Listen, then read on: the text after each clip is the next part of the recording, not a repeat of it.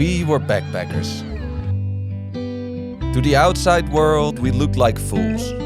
Broke, unwashed, crammed into bunk beds with strangers, hauling our lives around on our shoulders, doing it by choice. And maybe they had a point. But that's not how it felt to us. To us, backpacking was freedom, power, a passport to every corner of the world. It was messy, magical, and somehow the best years of our lives. But it was more than just fun. Backpacking became something bigger. An invisible thread weaving a divided continent back together. A quiet rebellion against old stories of fear and difference. It allowed people raised as enemies to meet as humans, to sit, share and discover the world together. But travel was not like it is today. Europe was broken, roads shattered, borders shut, trust in ruins. And yet, they came with a solution.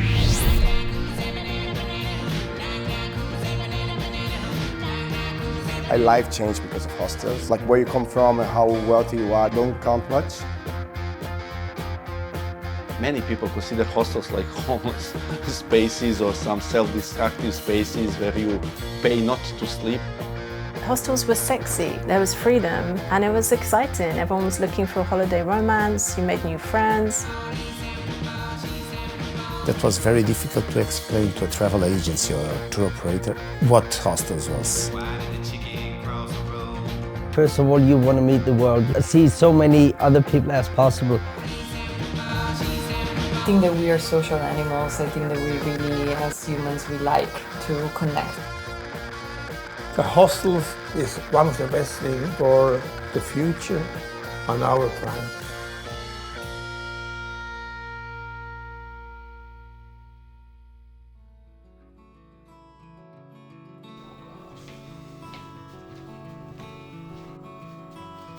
So before, in the 1950, it was rather difficult and expensive to travel abroad. I can just quote my father. My father was hitchhiking, and he did it across Europe in the 50s, actually.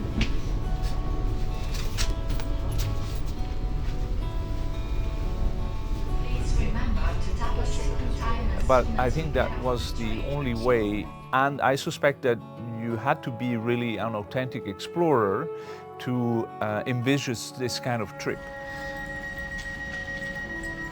Probably with the railways, it got more simple and feasible. There were all kind of limitations to travel also in Eastern countries. And the train actually enabled to make this feasible and therefore to allow youngsters to travel easily across different countries. So it was really an enabler. It really, how can I say, democratized the possibility for youngsters to travel, which was just impossible before that. That really opened up for many of them a possibility to travel and to meet others for the very first time in their life. Not the type of music that I'm usually into. Yeah. What do you like to hear? Can I guess? No, you need to look at tonight. Post-punk. Recently I have a place. I have insane. Today is different, right? So with the family, you can take a low-cost airline. But at that time, that was really, for most of them, the very first time they would meet with someone of a different nationality. A lot of pint recently, sure. I mean, yes. Because I didn't want to grab a big one. I never tasted it. Oh my god. You want this one? We can share. Okay, sure. And of course, this allowed to build the European identity in the sense of unity and diversity. It's a very simple concept which is applicable to any kind of nationality.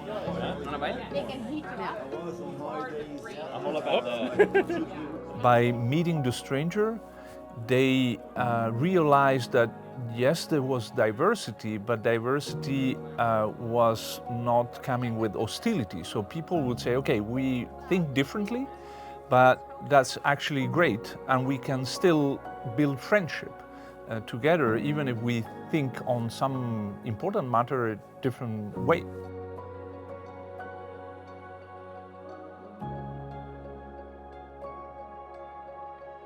This also took away a lot of prejudices, I think, because if you watch your country on the news, you think twice if you know someone from that country, or if you shared a beer with that person from this country. Like, oh, it's this is on the news, but there's a lot of nice people there.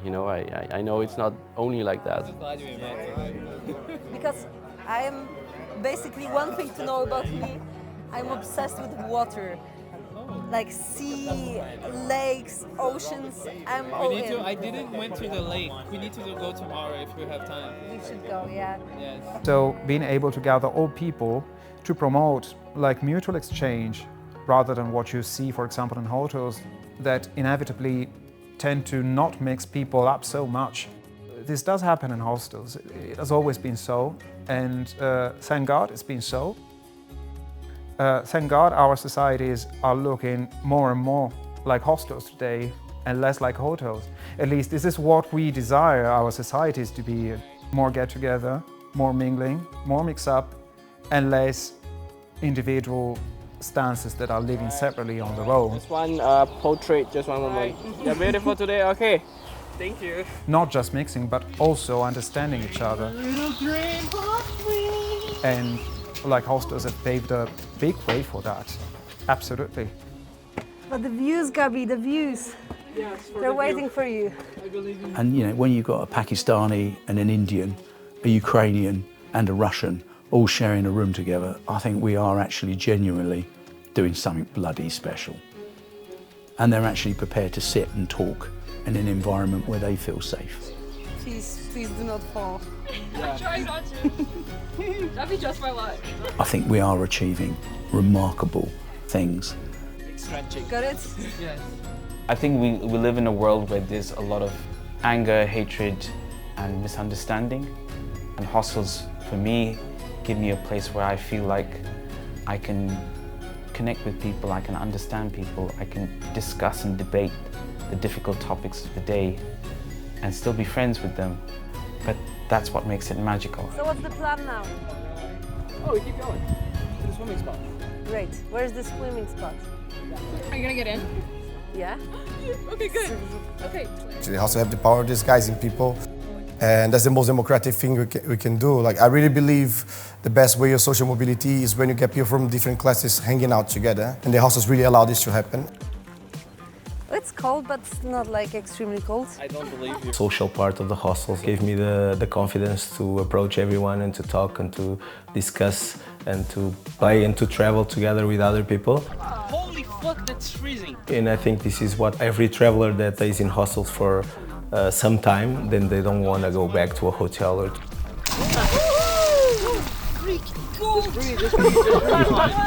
Hostels, I think, become traveling addictive because you have such a memorable experience, not just seeing the city, as if you go for a hotel, you just see the city. Oh my god! It's so fucking cold! I still have friends in Amsterdam, in Paris, in Moscow, and it's awesome because we stay together, although a lot of years pass, but the experience, the socialization we made during our stays in hostels is what makes a difference in traveling. Governments began to notice the quiet power of European youth gathered around the kitchen table. Here, cultural exchange happened naturally, not as a policy, but as laughter, stories, and late-night debates. Before the 1960s, most people could live their whole lives without getting to know someone from another country. In a hostel, you'd meet a dozen in one night. That's why they started investing heavily in hostels through Hosteling International, a non-profit organization that focused on getting youth to meet. Because you got to understand that hostels back then weren't the beautiful, shiny places you little brats enjoy today. I was working in London in the youth hostel in 66, 67, 68. in the Inns of Court Mission, Drury Lane 44, 400 beds, just mattresses and floors, that was it. The rooms were totally empty and they bought mattresses and blankets. And everyone took the blanket and the mattress and looked for a floor somewhere. And this place was very, very popular. It was a kind of, not dangerous, but you had to be careful. You could not leave your things there. This was the only problem. With the guiding hand of Hosteling International, a quiet transformation began. Standards rose, sheets were clean, doors locked. The chaos of travel was met with a strange and unexpected order. And so the people began to trust. And we saw backpackers nearly each day on the railway station. I had the feeling a big industry is jumping to our continent. The hostel industry is starting. In the 1950s, there were perhaps 100,000 backpackers drifting across the European continent, wide-eyed, uncertain. But in the 90s, they came in waves. Not thousands, not millions, but tens of millions. An unstoppable tide of restless youth crossing borders, trying to meet. The travel bug had become contagious. The plague had spread. Backpacking had arrived.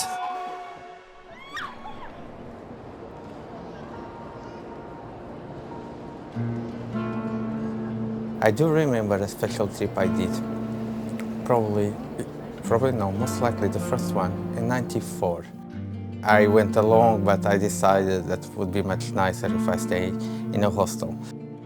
And without any references, and having stayed in only used hostels before in Portugal, I chose the most central location. And the most central location was Ramblas and Plaza del Rey, I think, and it was the place where it was Kabul.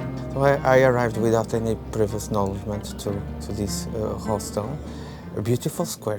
As an architect, Barcelona is like a cult place. Everyone goes and visits it. I mean, it is amazing. It's a mark of urbanism. Reinforce even more the quality of the hostel. And by quality, I don't mean like a very beautiful place. I don't think even that I remember any detail of architecture inside, because the social vibe was so much stronger that it's like if we were on emptiness, and all it matters was what we feel it inside. And immediately I sit down and start doing friends, and I'm a bit of a shy person, so that's not easygoing, not immediately to me, but it happened suddenly. You need to tell us, to the group, for the guys to know you, what is your name, where are you from, to the group, and your vegetable mood today. My mood today is hangover onion. Hangover onion. Yes, so I could cry anytime. Yeah? Yeah, because I'm hangover. Yeah, it becomes almost strange that you do 2,000 kilometers to visit a new place, and all you want is to hang out with friends in a common room.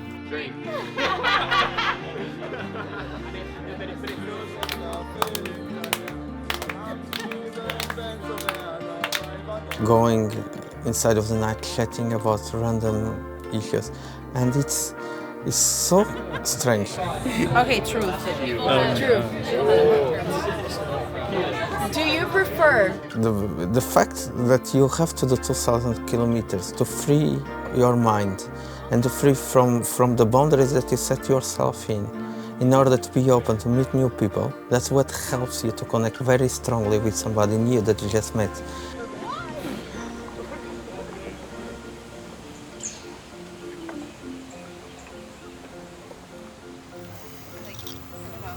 Like this, no? To do this. Kind of at the end, so then when you fling it, like it gets momentum to spin okay. instead of like flat forward. Yeah, I mean, I remember in Nice, there was an IH hostel that opened, that was open in Nice, and was the kind of other hostel in town. And at the time, they had a policy that you had to be out the door at, I think, 8:30 in the morning. You could only come back at 3 in the afternoon. Did you guys see that? Yeah, I did not. What did you It do? went like shot off like a rocket. They had a pool with an amazing view of the city, but you could only use the pool at a very specific time between like 4 and 5:15. And so the hostels were quite regimented. Cold plunge? I think we should go for it, but I feel like. Alright.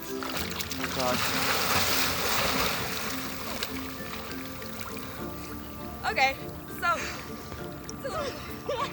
I'm not sure. I think some of those early IH hostels actually had really great facilities and still do. I mean, there's amazing international hostels all over the place. I think it was more the kind of fun factor that was missing.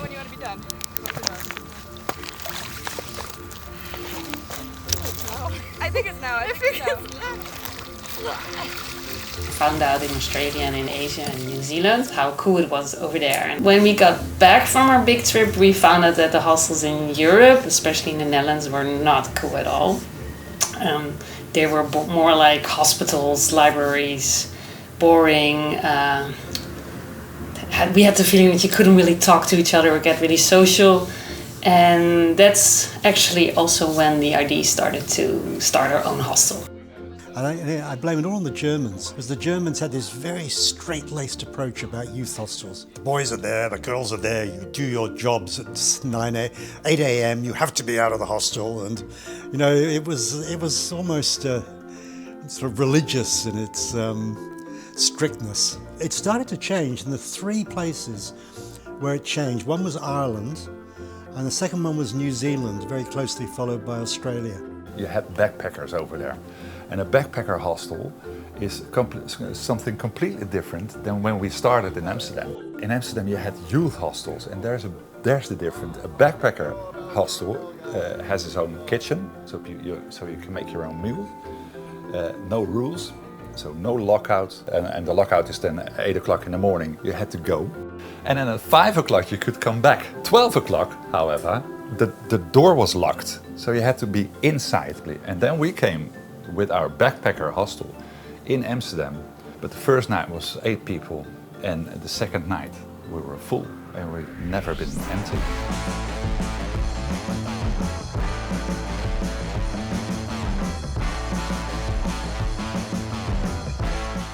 We came with this backpacker thing, and there were 21 youth hostels, 21 of them in Amsterdam. So we sort of like we started in a competitive market, but because we came with the backpacker idea, 5 years later there were only 9 left of the 21. Everybody tried to follow us, of course. Yeah, but that's very arrogant, of course. But we brought backpacking into Europe. That's what we did.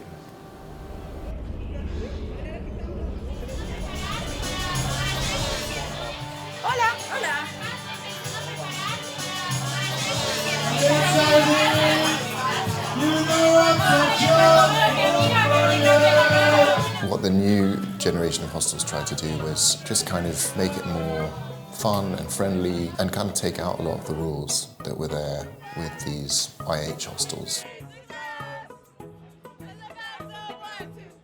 Everything has been taught about for connecting people. We do so many things. We are quite easy, tournaments, dance night, eating together, to make easy for all our guests to meet and stay together, to create connections, giving them the idea that is always something which is happening. Our guests, they have to be afraid of losing something if they go out from the hostel.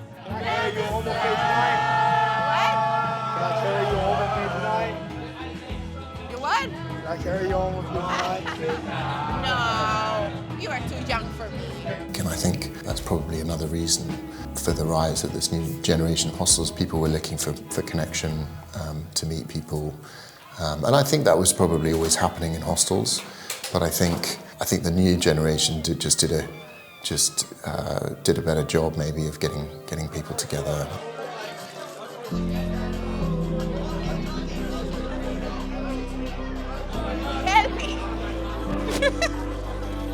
certainly bars. I mean, I think that's something you wouldn't have found in the old style of hostels, but that brought people together.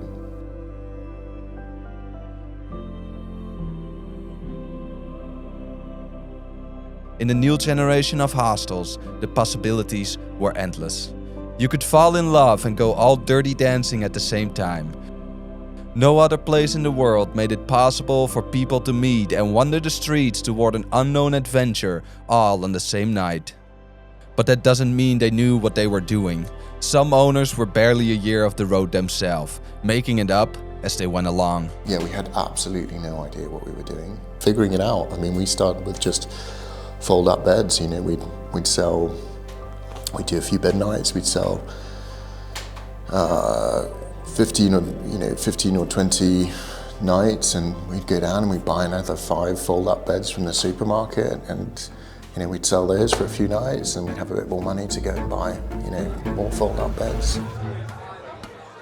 The first year we discovered as we added more beds, we didn't realise that that also meant more power, and we need for more power, because the power would jump every 10 minutes, and there'd be an enormous cheer in the hostel because everyone would be in the bar having a good time and drinking. So I think we spent 6 months running to the electric board and switching the electric board back on. Lights would go out, be a huge amount of noise.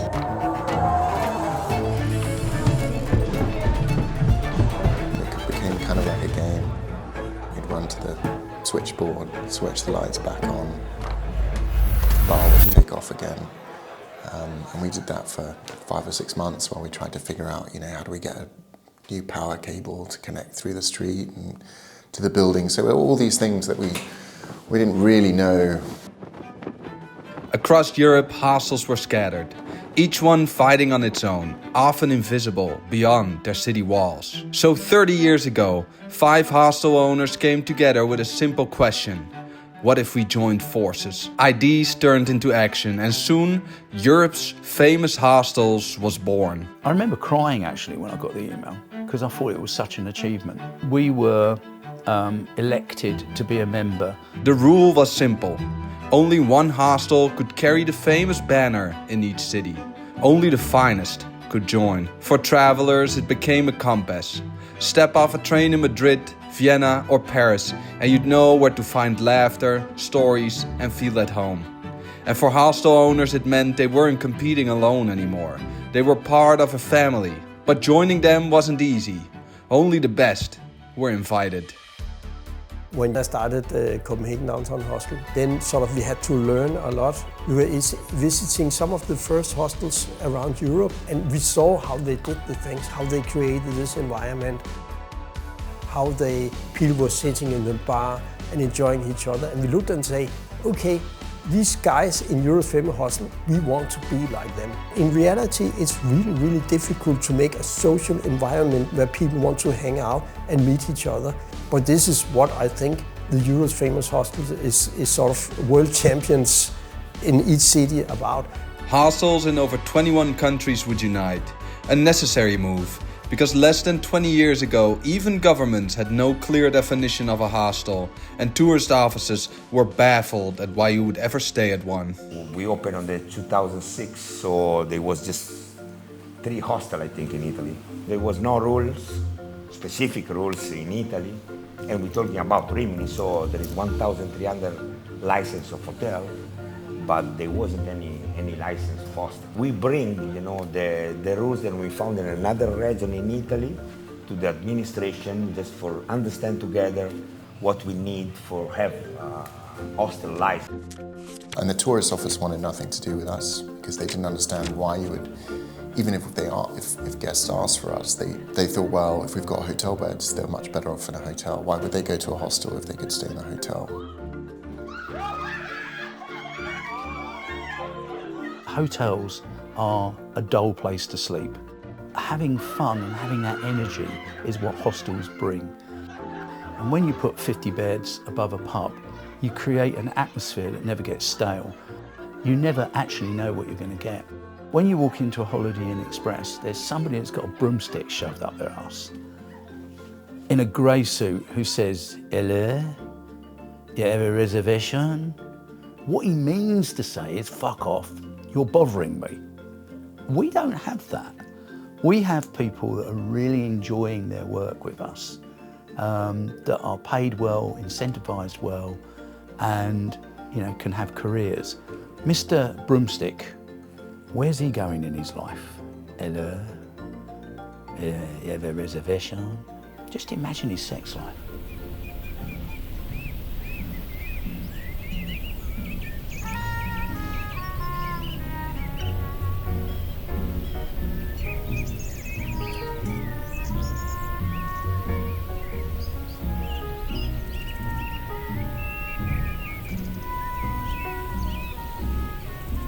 The broomstick up the back establishments may not have understood it, but the world did. This new generation of hostels, run by kids barely older than their guest, started catching the eyes of the right people. Sure, you were more likely to find puke in your dorm than in a hotel suite, but you were also far more likely to find a lifelong friend, maybe even the person you'd grow old with, or end up screaming the word penis in a magical valley with 10 total strangers. Jake, come touch the grass. Penis game. You go first. Oh my god, can we please? Okay, you guys ready? What? Alright, you can start. Penis! Oh god. That was pretty loud already. Okay, What is it? What? What is it? Penis say penis louder than the last person. I thought it's a peanut butter. Peanut butter! Okay, wait. How loud do I do it? Like you start like pretty like quiet you and then you said, go like, louder and louder. Penis. Yeah. Okay. Penis. Peanut. Penis. Penis. Oh wow. You go. Penis. Why? Penis. There is someone. Pardon. This is an undelightful wood. Undelightful. Wait, who's that? Yeah? Loud. You. Loud. For what? Penis. Say it louder. Penis! Penis! Penis! Penis! These hostels weren't designed for sleep, they were built for memory. Every hallway, bunk or broken chair was part of a grand experiment of joy, a far cry from the sanitized dormitories of those old school youth hostels or the sterile comfort of a chain hotel. Come join us. Come join us. This is so funny. And eventually, one very important book took notice. A book with the influence of 1,000 influencers bound into one battered backpack Bible. Więc każdy, kto przyjeżdżał 20 lat temu, kto podróżował, był skazany na ten przewodnik, który organizował mu turystyczne życie i pokazywał, gdzie warto pójść, co warto zobaczyć. I tak naprawdę wszyscy turyści chodzili zupełnie w te same miejsca, robili te same zdjęcia, no bo korzystali właśnie z tej samej informacji, która nie była specjalnie, nie było możliwości ani... We did that first guidebook while we were living in Sydney, and it was a result of having done a trip that other people were starting to do, but we were a little bit, further ahead on doing it. And a lot of people being interested, people asking us questions that they couldn't easily, but the answers weren't available in those days, and we could provide them, and that was the start of Lonely Planet. And it worked immediately. Immediately we realized that what we were telling people was what they wanted to know, and we just kept on doing it and kept on for many years. I think the guidebooks, they did change things. They provided, there wasn't a source of information. Sort of once upon a time thing, the only source of information was your other travelers, that information that you swapped on the streets. Then the guidebooks came along. Backpackers get a guidebook and they'd find, hey, there are hotels there. I could stay there. I could find a restaurant just like at home. We didn't hold their hand, but we sort of opened a door and said, have a look, it's okay out there. If I was proud of something, I'd be proud of that. If you're not good in that travel guide, you close your doors. And that's sort of like what happened with the other 21. if they don't write good about you, then you know, you can close. If you get mentioned in that travel guide, then you know you're sort of like settled with your hostel. But one chance, you want to be in the book, and you want to be in the book with a positive line, and if that worked, that was the best thing that could happen. Because that was the big thing. If you are in Lonely Planet, then well, you go up because they can bring you so many guests. Still, like sort of offline media was still important, and visibility and those things.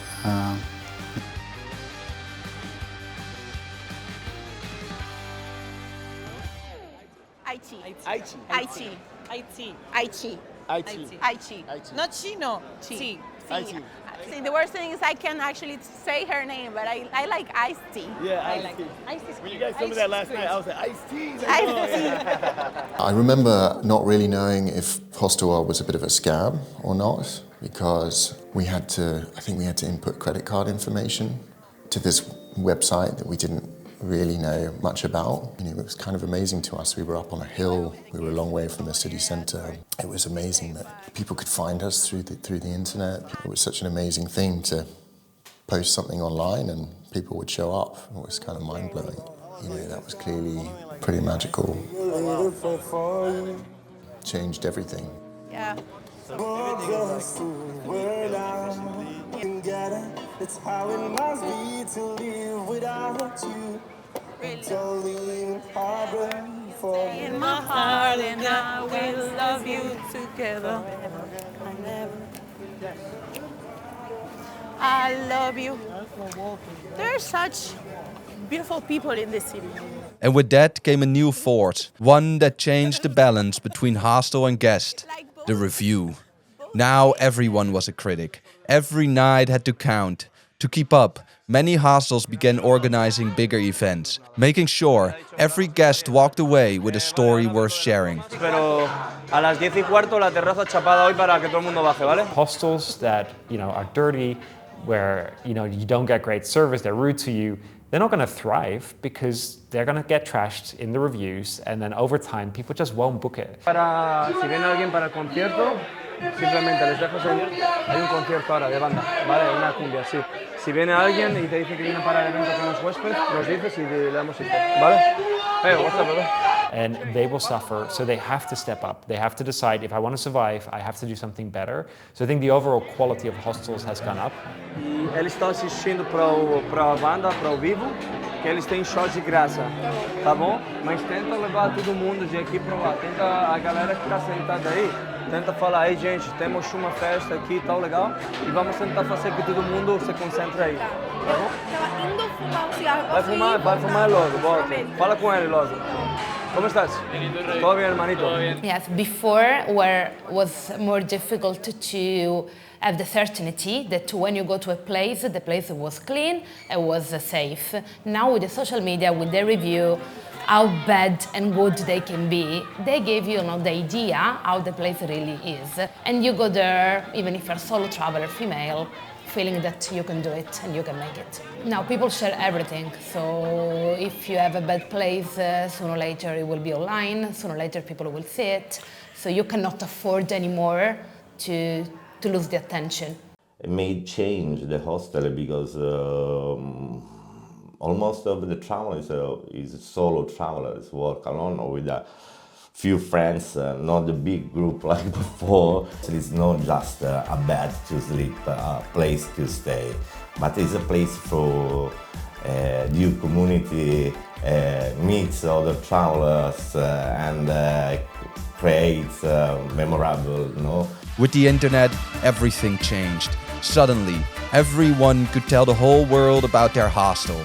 You no longer needed travel guides or tourist offices to send guests your way. It transformed the hostel scene forever. Before, success relied on a good building, a lively bar, and the right location.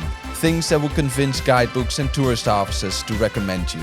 But once the internet arrived, the rules were different. Everyone with a spare room could throw in a few bunk beds, post it online, and call it a night. Even though, looking back, we were completely We actually started the same way as the others inside a 200 square meter apartment. But we were lucky that back then it was very difficult to run a hostel in Budapest, which was not profitable. We were always full. After the internet exploded onto the scene, hostels didn't just grow, they soared. What once were quiet, hidden gems turned into global gathering places.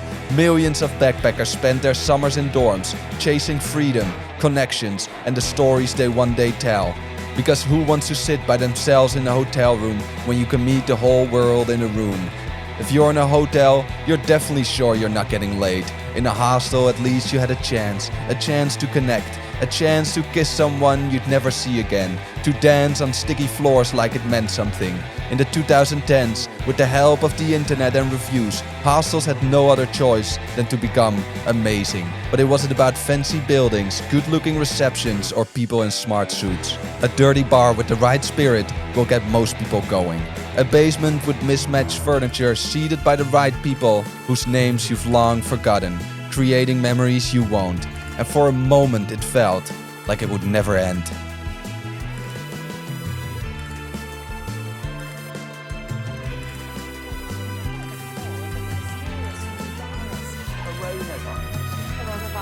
There are fears a rapidly spreading virus has reached Australia. This is a rapidly emerging situation. There is not a cause for alarm. The first US case has been detected. There's confirmation the coronavirus has reached Australia. China is urging its citizens not to travel abroad as it struggles to contain the virus. We will be standing up Christmas Island as a quarantine area. Foreign nationals coming from China are now banned from entering the country. I have today declared that the coronavirus presents a public health emergency in the United States.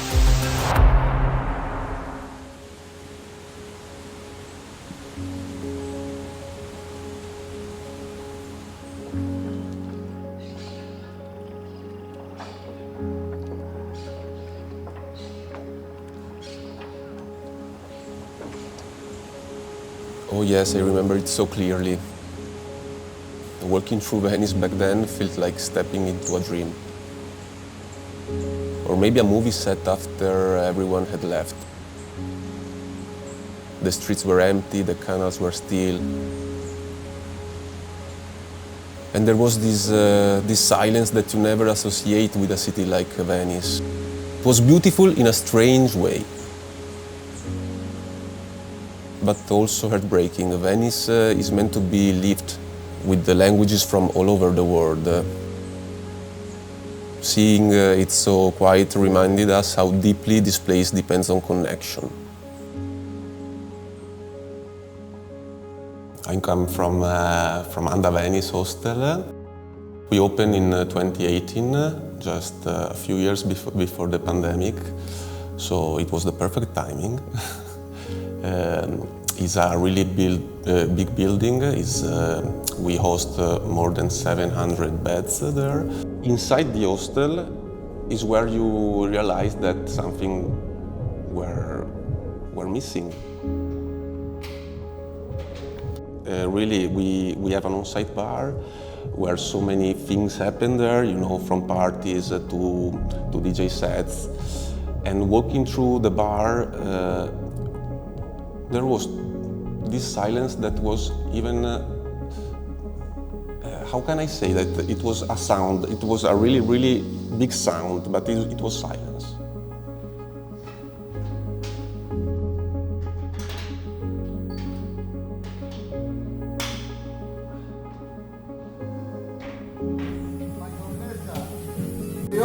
Mayonesa, μοσχαρίστο, μπλούτσι σε πάνω, ακουμπάει. Πάτα αγάπη λόγω COVID και καθαριότητα. August to September we opened the hostel, but of course in November everything shut down. And we didn't know what to do. We didn't even have the notion of closing the doors, locking the doors, because you never lock a hotel or a hostel. We said, okay, maybe we should stay there, just for the safety of the building. It was new, we didn't want anything to happen to it. So we stayed, my brother and 2-3 friends, and every weekend people were coming, nobody knew about that, but people were coming and were having fun. Barbecues, dinners, small parties. It was really nice, and it helped us actually tackle the disadvantages, the problems of the pandemic, of the shutdown, of the lockdowns. To be honest, being in charge also of the financials of the company, I was depressed. It was I didn't know what to do. We're owning people money every end of month. We had this announcement. Okay, guys, by the end of the next month, it's going to be okay. In the first 2 months, we believe them. We're like, okay, it's going to be fine. But then you don't believe them, so you have no hope. Big publications who were all asking me what was the future of hostels. And a lot of people were prematurely writing off hostels, saying the hostel era is over. Nobody's going to share rooms. Everybody wants their own space. The saddest day was still that we had to say goodbye to 9 of our full-time staff. That was the saddest day of the whole hostel. Yeah. We were just all crying. It's like, sorry, we don't know where it's going. Maybe we can never open again. The smaller ones started to close down, and then some big chains came into Budapest. But during COVID, that completely killed most of the small hostels, because there was no very small governmental support in Hungary. So all the weaker businesses stopped working. So now there are a lot less hostels and a lot more, most of them are big hostels, like over 100 or 200-300 beds. Yeah. COVID made sure the hostel landscape would never look the same. 3,633 hostels had to close their doors, never to return. Those tiny hostels tucked away in strange corners, many simply couldn't survive. The age of hostels came to a stop. I always feel that some people are always quick to put the nail in the coffin with hostels. And I always said that as long as travel is going to be possible, hostels will be here. They are the reason why people travel. Many people have traveled, so you can't write off hostels. It's the big survivor, the one guy you don't ever want to bet against. Most hostels never had a moment to celebrate, a single moment where all hostel guests returned. Instead, everything gradually went back to normal. Some hostels had to open and close a few times. The vacuum left by those tiny hostels was quickly filled. Not by backpackers turned owners eager to share their world, but by big corporations searching for profit. I think hotel paid attention to what hostel do, well, what hostel keep doing, and you see now several hotel brands going into the sort of a hostel sector. Accor have Joe and Joe. They are seeing this social aspect where the hostel win every time when the hotel don't, and they are seeing this as a very much thing that we can make more money out of it. Big players, hotel players, and coming and say, we also think we can do this. But they have difficulty. If it's a big corporate company, it's difficult to create this social aspect. You have to have the right spirit and the right environment and the right understanding. It's a little bit difficult if you have sort of a big board with Excel sheet and say we want to have 10% more social contact and things like that, and then you say to the staff, please make a social environment. It's difficult to implement this. So I think the private hostel will always be the best to do this, and this is what we see today. This is what we've seen in the last 15 years. Nobody has been able to really copy it.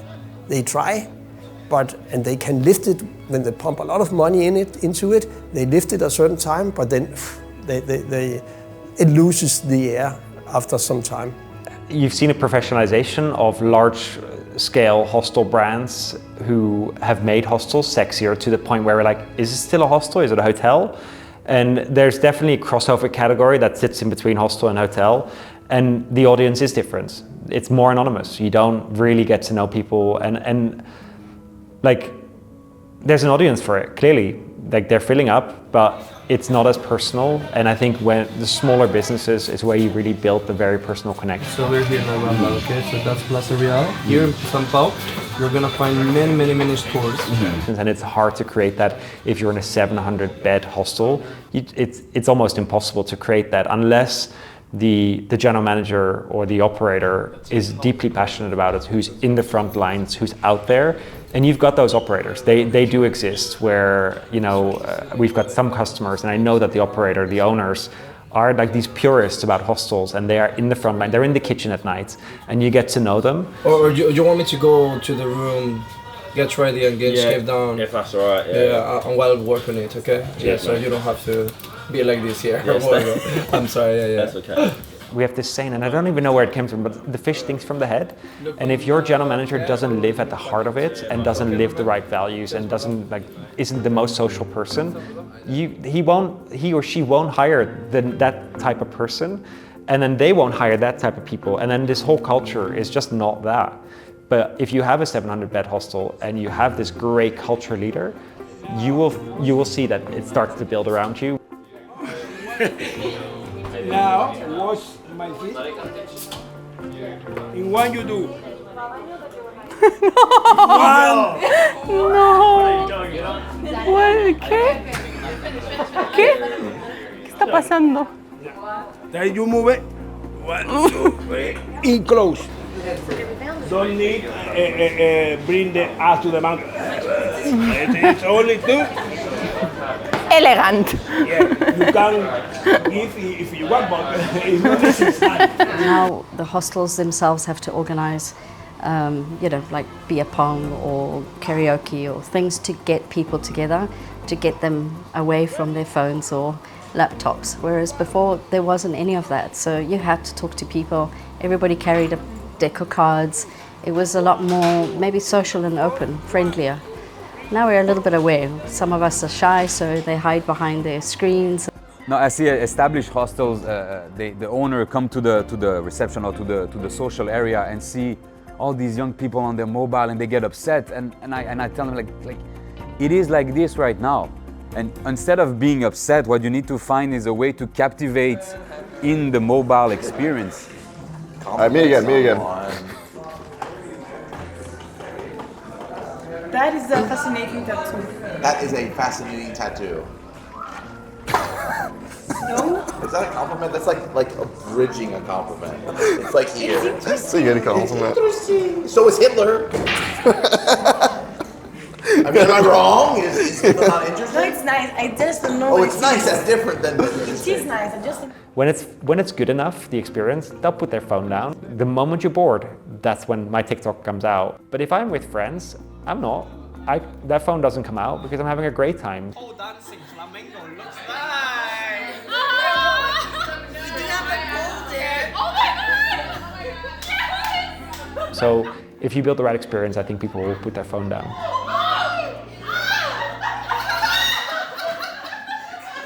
Or when we organize a nice music night and there are not so many people, and then you go up to the rooms and you bang on the doors like, come on, we have music, you should really come. And then, yeah, but I have my mom on the phone. Yeah, but your mom can wait. Then you see people mingle again, being happy. Next day in the morning at breakfast, they sit together, and that's maybe what makes us the most happiest. Finished? I like your beard. Dude, make out with me right now. It's like a rare occasion. I'm single right now, so you could. Very rare, yes. I usually have a girlfriend, so. Really? No, meaning it's a sad thing. I wouldn't want to have always a boyfriend, you know? That's what I mean. Come on. Okay, ho, Jesus. I'm mean.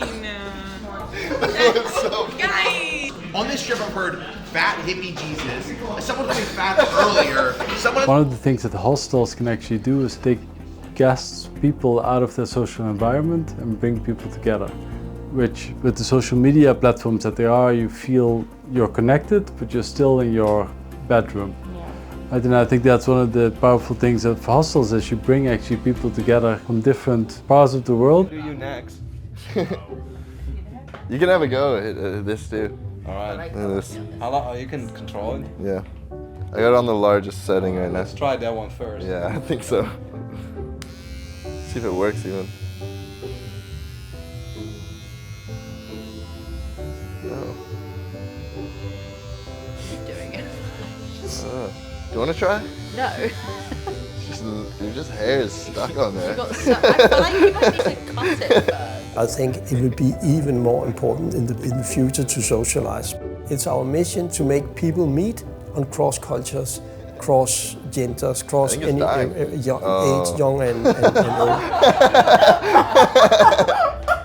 Yeah, I didn't charge it before I came. Yeah, well.